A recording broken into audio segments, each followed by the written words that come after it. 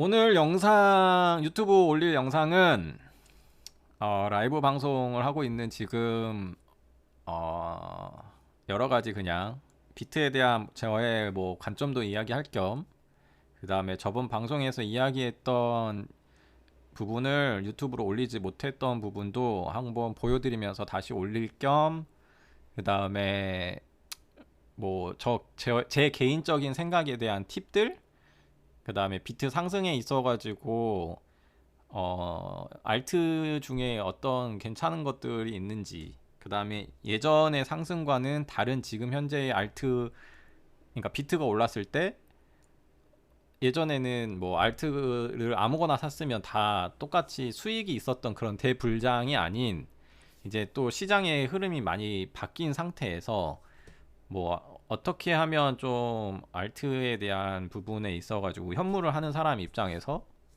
리스크를 줄이고 수익적인 부분에서 좀 접근성을 쉽게 가져갈 수 있는 그런 부분이 있을지를 한번 이야기해보는 시간을 가져보도록 하겠습니다. 먼저 제가 저번 그 방송에서 이야기했던 부분을 한번 보여드리고 시작을 해보도록 할게요.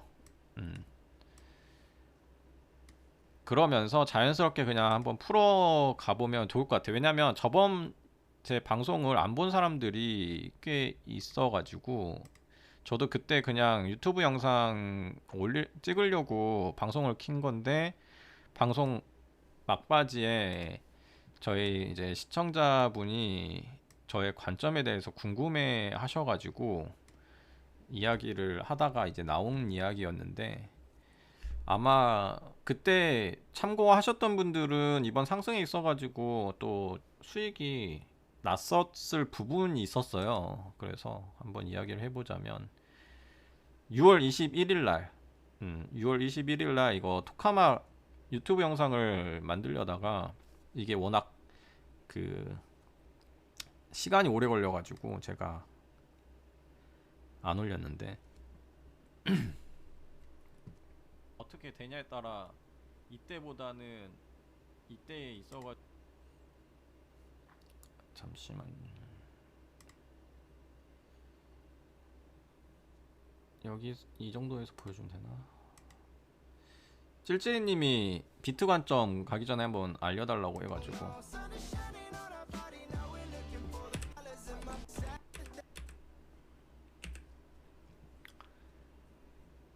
관점이라고 하면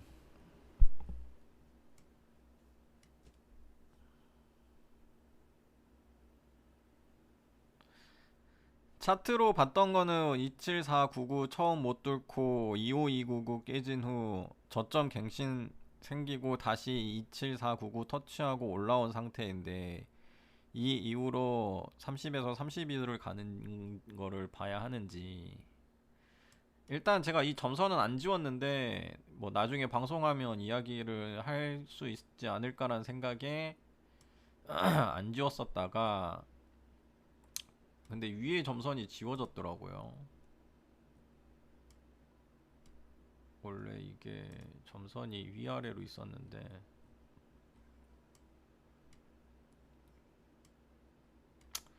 그때 점선이 이게 원래는 피보로 다시 그려가지고 해야겠다.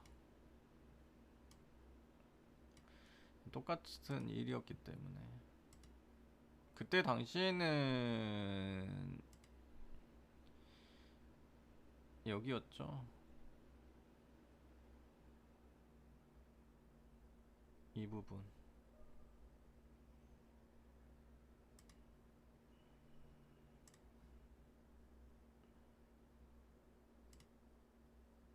이 부분 맞나? 맞을거요.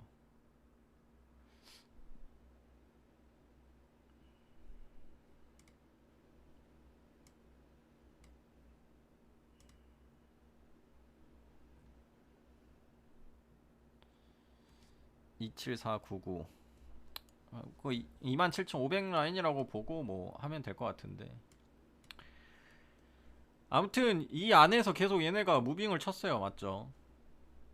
점선도 못 뚫었었고, 그 다음에 이 점선도 안 뚫다가 결국에는 여기를 못 뚫으니까는 이 저점이 깨지는 거는 맞아요. 그쵸? 그 안에서의 규칙적인 패턴들은 일어났었고, 그 다음에 여기가 이 점선이 뚫리면서 여기까지밖에 내려오질 못했습니다. 원래는 어찌됐든 저점은 깨져가지고 더 내려가지 않을까라는 생각을 했었는데, 얘네가 여기까지밖에 안 내려오고 여기까지 올라왔단 말이에요.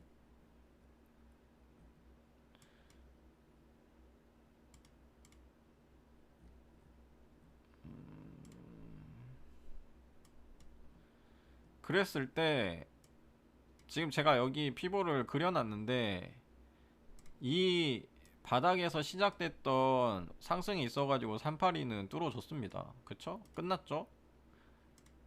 그리고 그 전에 있어가지고의 전선에 있었던 이 부분도 끝났어요. 그러면서 여기까지 올라왔단 말이야.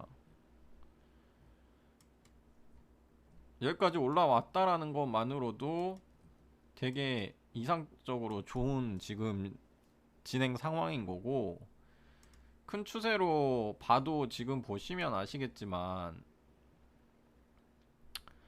다시 한번 여기를 트라이하러 가는 거예요. 여기 3만 고점.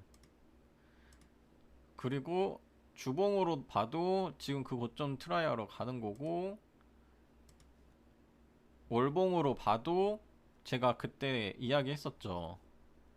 이번 달에 있어가지고 이 바닥에 있어가지고 상승이 되면 꼬리를 달아가지고 양봉이 나왔을 때 어떤 느낌이 가장 이상적인지에 대한 이야기를 하면서, 얘네가 여기를 하게 되면, 이 고점을 트라이하게 되면 어떻게 됩니까? 달봉이 있어가지고 중심 라인이 깨진단 말이에요. 그렇다 그러면 이번 달이 이 고점을 트라이 하면서 이걸 갱신한다 그러면 엄청나게 좋은 상황이 나오는 거죠.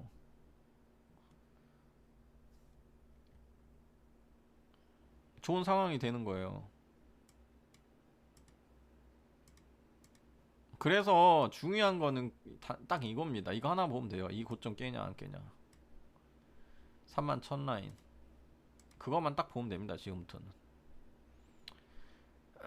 4시간 봉이 과매수로 올라와도, 일단은 4시간 봉 과매수 올라오면서 여기에 있어가지고 과매수는 깼습니다. 그렇다는 건 뭐냐면, 이 낮아지는 고점에 있어가지고 이제 다시 한번 추세에 전환의 시그널을 줬다라는 거고,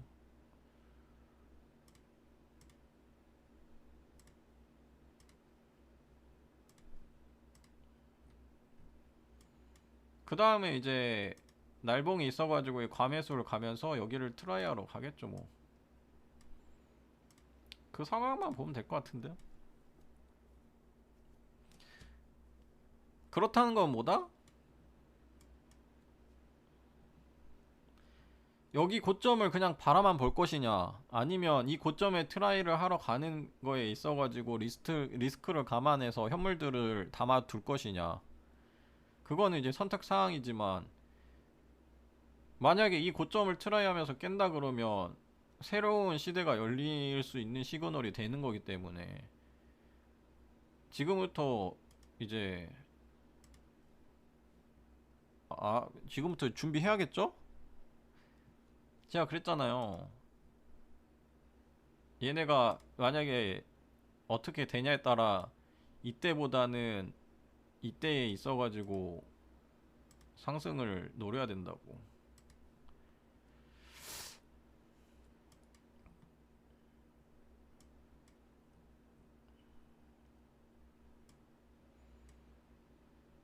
어찌되었든 얘네가 지금 현재 705까지는 올려준 거기 때문에,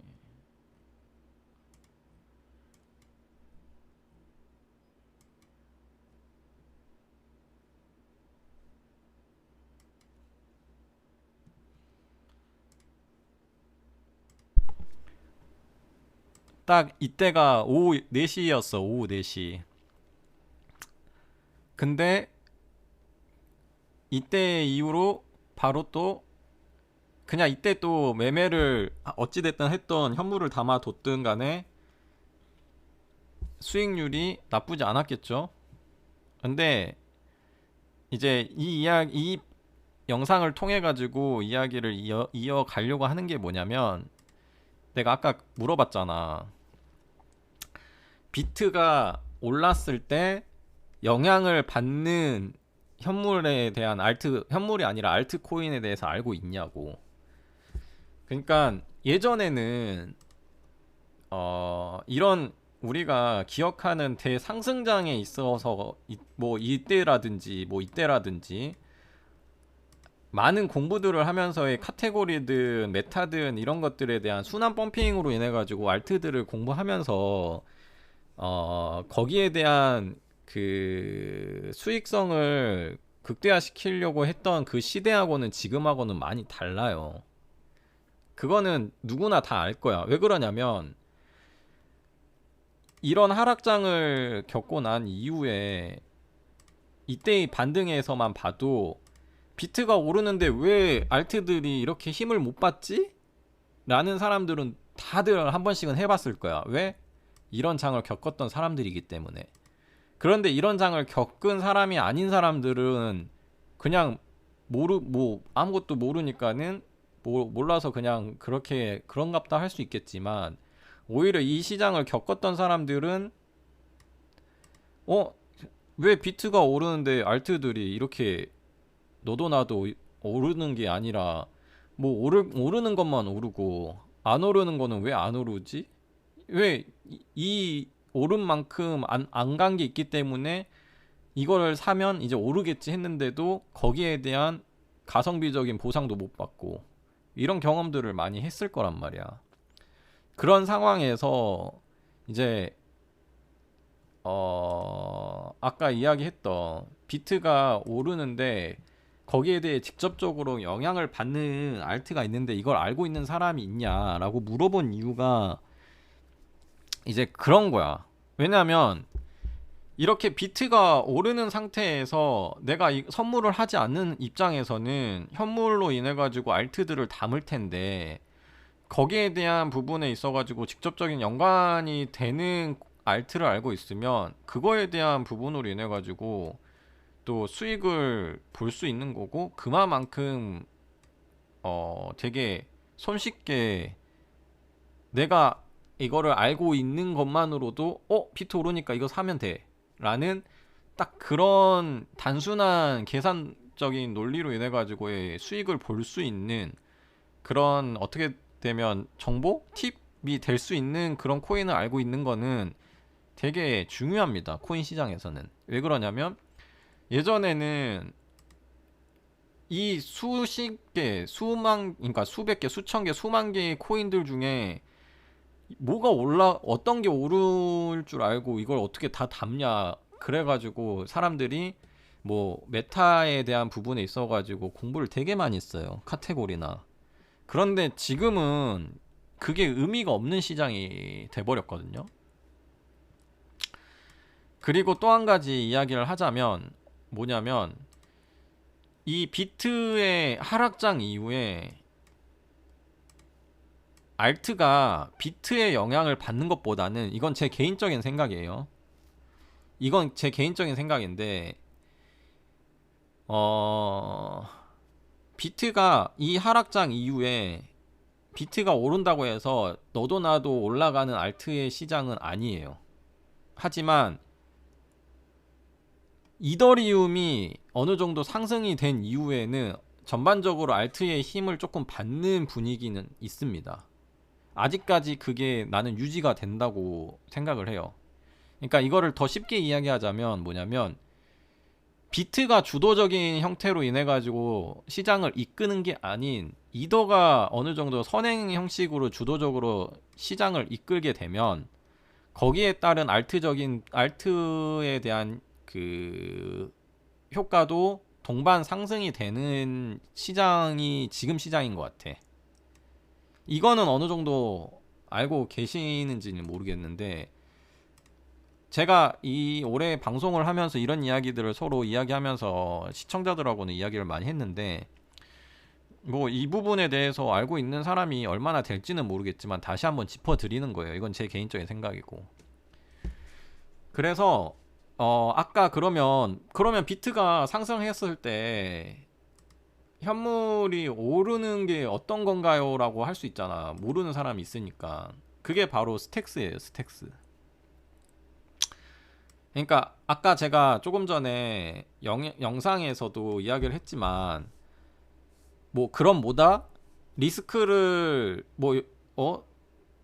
조금 감소하더라도 현물을 담아야 되지 않냐. 저는 리딩을 하는 사람이 아니기 때문에 말을 그렇게 그냥 돌려서 이야기한 거지만, 그 상황에서는 내가 알고 있는 지금 이 시장에서의 상승과 어느 정도의 이 흐름에 있어 가지고의 분석이 되고 검증이 된 상황이다 보면 이제 현물을 담아야 된다라는 말을 한 거예요. 매매를 해라 라고 말을 하는 거야. 그래서 그런 것들에 있어 가지고 그 당시에 스택스에 대한 차트를 한번 비교해 보세요.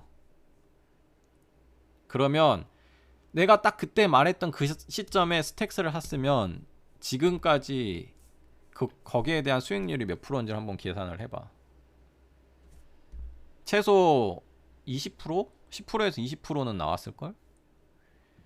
그러니까 그런 것처럼 이제 우리가 비트에 있어가지고 영향을 받는 코인과 그 다음에 이제 전반적으로 이제 나중에 이더가 선행을 했었을 때 영향을 받는 부분에 있어가지고 그런 것들을 한번 이렇게 찾아보는 것도 좋을 거야. 그리고 이번에 비트가 상승하면서 비트 스택스뿐만 아니라 비트 관련된 코인들이 좀 날뛰었죠. 뭐 SV라든지 그 다음에 비트 그 골드라든지 뭐 이런 것들, 왜 3대장 있잖아, 비트 관련된 그런 것도 날뛰었고. 근데 이게 예전에는, 그러니까 이번 연도 초에는 안 그랬어요. 이번에 유난히 좀 그게 있었어. 근데 사람들이 옛날 기억으로 아마 그럴 거야. 비트 3대장이 뭐 SV나 골드라든지 캐시라든지 이런 것들이 이제 오르고 나면 결국에는 그게 끝물이라 하락이 된다 라는 이야기를 많이 했었어, 이 시대에는. 그쵸? 이 시대에는 그 3대장이 오르고 뭐 이오스라든지 퀀텀이 이제 마지막으로 상승을 하고 나면 이제 하락장이 오나보다 라는 이야기들을 많이 했단 말이에요. 근데 저는 이번에는 좀 다르게 생각하는 게 뭐냐면, 이제는 비트가 올랐을 때 비트에 관련돼서 영향받는 현물들이 있는 반면에 나중에는 이더가 이제 선행을 하면서 이더가 주도하는 시장이 왔었을 때 또 전체적으로 알트의 분위기에 있어가지고 동방 상승하는 그런 분위기에 따른 또 시장이 달라질 수 있는 충분한 이제 그런 시장들이 그러니까 형성이 될 거라는 생각을 하고는 있습니다. 물론 나중에 이제 대상승장이 오면 너도 나도 알트들이 어떤 걸 사더라도 수익을 가져다 주는 그런 시장도 충분히 올 수는 있겠지만, 지금 당장 그런 시장을 기다리는 거는 아니다 라고 봐요, 저는.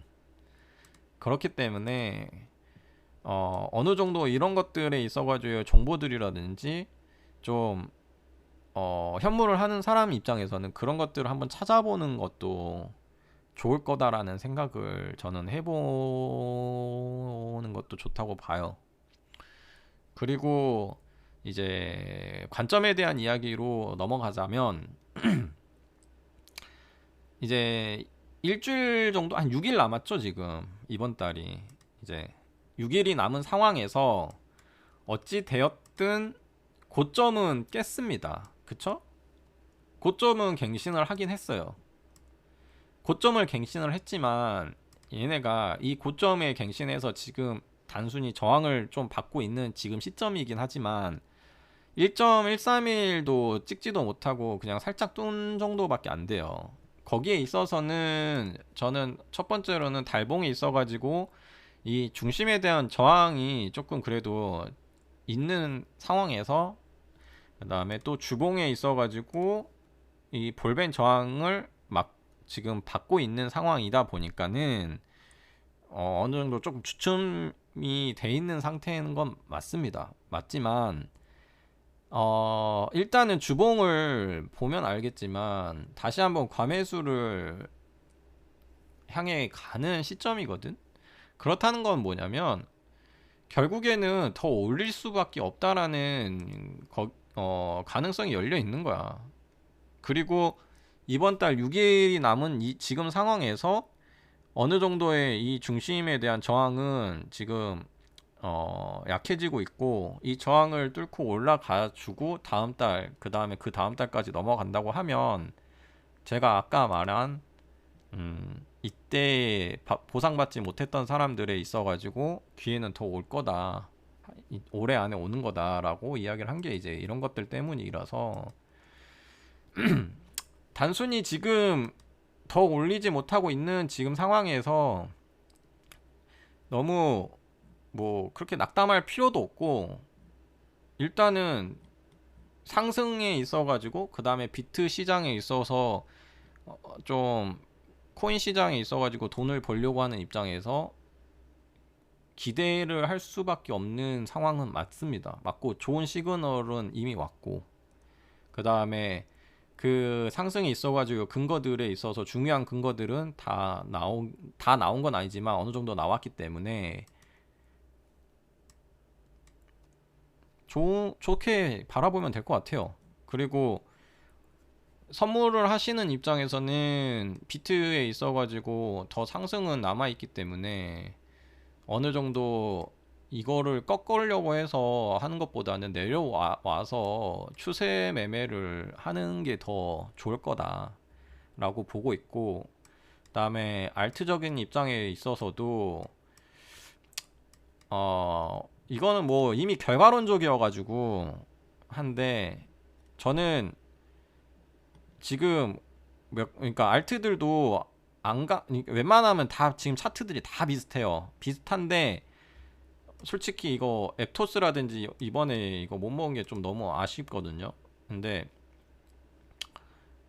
충분히 지금 이것들도, 그 다음에 뭐 다른 이 에이브 같은 코인들도 그렇고 다른 것들도 지금 이제 근거를 수집하는 저는 시점이라고 봐요. 왜 그러냐면 어찌됐든 얘네가 이 과매수를 넘어오면서 뚫어야 하는 곳까지를 뚫어줘야 된단 말이야. 그리고 나서 조정을 받았을 때 사는 것도 난 늦지 않다고 보기 때문에 지금 이런 것들 못 샀다고 해가지고 아쉬울 필요도 없고, 아니면 다른 것들 코인 자기들이 지금 현물에 있어가지고 담아야 되는 시기냐 아니냐를 뭐 고민하고 있다 그러면 뭐 지금부터는 이제 어느 정도 노리면서 타점 대기하는 게 가장 좋을 것 같아. 예전 같으면 하락장이 남아 있어가지고 이거 더 떨어지면 사야지, 더 떨어지면 사야지가 아니라 어느 정도의 뭐 분할 매수를 하던 간에 뭘 하던 간에 있어가지고 앞으로의 매수에 있어가지고는 조금 이제 공격적으로 들어갈 생각을 하면서 그래도 시나리오를 그리면서 좀 계획을 짜야지 좋지 않을까라는 생각을 하고 있습니다. 그리고 또 한 가지는 폐지 쪽 뭐 에어드랍도 그러니까 비트가 상승을 하면 NFT나 이런 쪽은 죽는다라고 이야기를 하지만 반대로 에어드랍이라든지 이런 쪽은 이제 시장이 활성화가 되고 어느 정도 코인 시장에 좀 불이 붙으면 거기에 있어가지고 상장하는 코인에 따른 효과도 나는 충분히 이득 볼 수 있다라고 생각을 하거든요. 하락장에서 제가 폐지나 에어드랍을 해본 입장으로서. 그렇기 때문에 저는 오히려 이런 뭐 NFT에 관심 있는 사람들이면 뭐 그쪽으로 관심이 있고 전문가들이면 그렇게 하는 거는 좋겠지만, 오히려 어느 정도 내가 돈에 있어가지고 여유는 있는데 아직까지 현물이라든지 선물이라든지 이런 쪽에 있어가지고의 그 개념이라든지 잘 모른다 그러면 상장되는 코인에 있어가지고의 정보를 찾아가지고 거기에 대한 에어드랍이라든지 아니면 얘네들이 런치패드라든지 이런 것들을 한단 말이야. 거래소에서도 런치패드 같은 거 하고, 이런 것들을 노려가지고 수익적인 부분을 노려보는 것도 나는 되게 좋은 그 방법 중에 하나라고 생각을 해요. 그래서 뭐 그런 거는 나중에 또 제가 방송을 했었을 때나 뭐 궁금하면 문의를 해보시면 제가 아는 선에서는 또 이야기를 해드릴 수 있을 것 같고, 그러니까 여러 가지 이제 다양한 코인판에서도 돈 벌 수 있는 부분이 많기 때문에 좀 그런 것들도 한번 찾아보면 좋을 것 같다라는 생각을 합니다. 그래서 제가 오늘 유튜브 영상에 올릴 거는 한 이 정도까지인 것 같습니다. 뭐 이제 월봉 마감일 때 뭐 한 번 더 관점이나 이런 걸로 이야기하거나 아니면 그 전에 비트의 어느 정도 무빙이라든지 시장 흐름에 따라서 또 한번 영상을 올릴 수는 있겠지만, 더 궁금한 거나 이런 거 있으면 유튜브 댓글이라든지 아니면 뭐 방송에서 질문하시면 될 것 같아요.